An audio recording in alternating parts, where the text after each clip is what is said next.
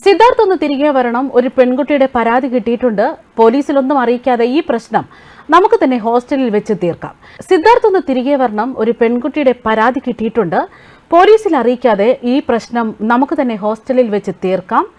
ട്രെയിനിൽ വീട്ടിലേക്ക് യാത്ര തിരിച്ച സിദ്ധാർത്ഥിനെ തിരികെ ഹോസ്റ്റലിലേക്ക് വിളിച്ചു വരുത്തിയ ആ ഫോൺ കോൾ. ഹോസ്റ്റലിലെത്തിയ സിദ്ധാർത്ഥിനെ പ്രതികൾ ക്രൂരമായി മർദ്ദിച്ചു. മർദ്ദനത്തിന് പുറമെ തൊഴിച്ചു. രാത്രി 9 മണിക്ക് ആരംഭിച്ച മർദ്ദനമാകട്ടെ പുലർച്ചെ 2 മണിവരെ നീണ്ടു. അതായത് പൂക്കോട് സർവകലാശാല ഹോസ്റ്റലിൽ നിലവിലുള്ള അലിഖിത നിയമം അതനുസരിച്ചാണ് സിദ്ധാർത്ഥിന്റെ വിചാരണ SFI നടപ്പാക്കിയത്.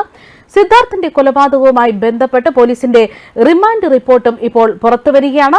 ഹോസ്റ്റൽ അന്തേവാസികളുടെ പൊതുമധ്യത്തിൽ വിവസ്ത്രനാക്കി പരസ്യ വിചാരണ നടത്തി.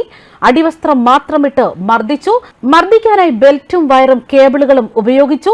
മരണമല്ലാതെ മറ്റൊരു വഴിയില്ല എന്ന അവസ്ഥയിൽ കൊണ്ടെത്തിച്ചു എന്നാണ് റിമാൻഡ് റിപ്പോർട്ടിൽ പറയുന്നത്. അതായത് ഒരു പെൺകുട്ടിയുടെ പരാതി പോലീസിലേക്ക് പോയി കഴിഞ്ഞാൽ അവിടെ വലിയ പ്രശ്നങ്ങളുണ്ടാകും. അതുകൊണ്ട് തന്നെ ഈ പ്രശ്നം ഹോസ്റ്റലിൽ വെച്ച് ഒത്തുതീർപ്പാക്കാമെന്ന് പറഞ്ഞാണ് രഹാന്റെ ഫോണിൽ നിന്നും ഡാനിഷാണ് സിദ്ധാർത്ഥിനെ തിരികെ ഹോസ്റ്റലിലേക്ക് വിളിച്ചു വരുത്തുന്നത്. എറണാകുളത്ത് വെച്ചാണ് സിദ്ധാർത്ഥിന് ഫോൺ കോൾ ലഭിക്കുന്നതും. അലിഖിത നിയമം അനുസരിച്ച് പരാതി ഒത്തുതീർപ്പാക്കാൻ സിദ്ധാർത്ഥിനെ വിളിച്ചു വരുത്തിയെന്നാണ് പറയുന്നത്. വീട്ടിലേക്ക് പുറപ്പെട്ട സിദ്ധാർത്ഥ് എറണാകുളത്ത് നിന്ന് തിരികെ വയനാടിന് പോകുന്നു. രഹാന്റെ ഫോണിൽ നിന്നും ഡാനിഷ് എന്ന വിദ്യാർത്ഥി സിദ്ധാർത്ഥിനെ വിളിച്ചു വരുത്തിയിരുന്നു. കോളേജിലേക്ക് തിരികെ വന്നില്ലെങ്കിൽ പോലീസ് കേസാകുമെന്നും ഇത് ഒത്തുതീർപ്പാക്കാമെന്നും പറഞ്ഞാണ് വിളിച്ചു വരുത്തുന്നത്.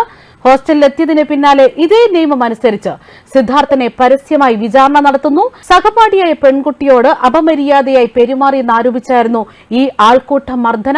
സിദ്ധാർത്ഥിനെ തടങ്കലിൽ വെച്ച് അടിവസ്ത്രം മാത്രം ധരിപ്പിച്ച് ബെൽറ്റും കേബിളും ഉപയോഗിച്ച് മർദ്ദിച്ചു. തുടർച്ചയായി 5 മണിക്കൂറോളം സിദ്ധാർത്ഥിനെ പ്രതികൾ മർദ്ദിച്ചിരുന്നു. പ്രതികളാണ് സിദ്ധാർത്ഥിനെ ആത്മഹത്യയിലേക്ക് എത്തിച്ചതെന്നും കൊലപാതക സാധ്യത പരിശോധിക്കേണ്ടതുണ്ടെന്നും ജാമ്യം അനുവദിക്കരുതെന്നുമാണ് ഇപ്പോൾ പോലീസ് നൽകിയ റിമാൻഡ് റിപ്പോർട്ടിൽ അന്വേഷണ സംഘം തന്നെ ആവശ്യപ്പെടുന്നത്. ഹോസ്റ്റലിലെത്തിയ സിദ്ധാർത്ഥിനെ പ്രതികൾ അതിക്രൂരമായിട്ടാണ് മർദ്ദിച്ചത്. മർദ്ദനത്തിന് പുറമെ തൊഴിക്കുകയും ചെയ്തു. ക്രൂരമായ പീഡനമാണ് പ്രതികൾ നടത്തിയത്. പല സ്ഥലത്തും വെച്ചും പല സമയത്തും മർദ്ദനമുണ്ടായി. രാത്രി 9 മണിക്ക് ആരംഭിച്ച ഈ മർദ്ദനം പുലർച്ചെ 2 മണിവരെ നീണ്ടു. ഹോസ്റ്റൽ റൂമിൽ വെച്ചും മർദ്ദിച്ചു. ജാമ്യം അനുവദിച്ചാൽ പ്രതികൾ സാക്ഷികളെ ഭീഷണിപ്പെടുത്തുമെന്നാണ് പോലീസ് റിമാൻഡ് റിപ്പോർട്ടിൽ പറയുന്നത്. കേസിൽ പ്രതികളായ 18 വിദ്യാർത്ഥികളെയും പോലീസ് അറസ്റ്റ് ചെയ്തിട്ടുണ്ട്. മർദ്ദനം, തടഞ്ഞുവെക്കൽ, ആത്മഹത്യ പ്രേരണ എന്നിവയാണ് ഈ പ്രതികൾക്കെതിരെ ചുമത്തിയിരിക്കുന്ന കുറ്റങ്ങൾ. പ്രതികൾക്കെതിരെ ക്രിമിനൽ ഗൂഢാലോചന കുറ്റം ചുമത്തുന്നതും പോലീസ് ആലോചിക്കുന്നുണ്ട്. ഇത് സംബന്ധിച്ച് വ്യക്തമായ തെളിവ് പോലീസിന് ലഭിച്ചതായിട്ടാണ് സൂചന. അതേസമയം സിദ്ധാർത്ഥിനെ സഹപാഠികൾ ക്രൂരമായി മർദ്ദിച്ചെന്ന സുഹൃത്തിന്റെ ഓഡിയോ സന്ദേശവും പുറത്തുവരികയാണ്. സിദ്ധാർത്ഥിനെ തല്ലിക്കൊന്നതാണെന്നും മൃഗീയമായി തല്ലിയതാണെന്നും ഈ ശബ്ദ സന്ദേശത്തിലുണ്ട്. മരണത്തിൽ സിദ്ധാർത്ഥിന്റെ ബാച്ചിലുള്ളവർക്കും പങ്കുണ്ടെന്ന് തന്നെയാണ്.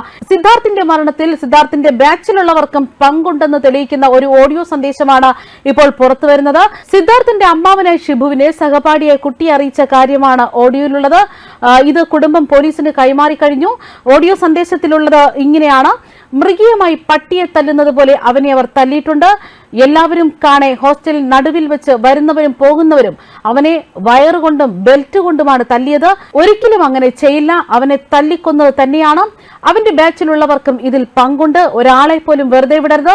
കൊന്നത അവർ പുറത്ത് നല്ലവരായി അഭിനയിച്ച് കഴുകന്മാരെക്കാളും മോശമായ ആളുകളാണ് എന്ന വിവരങ്ങൾ പുറത്തുവരികയാണ്. അതായത് ഈ സംഭവത്തിന് പിന്നാലെ നിരവധി വിദ്യാർത്ഥികൾ പ്രതികരിച്ചു തുടങ്ങിക്കഴിഞ്ഞു.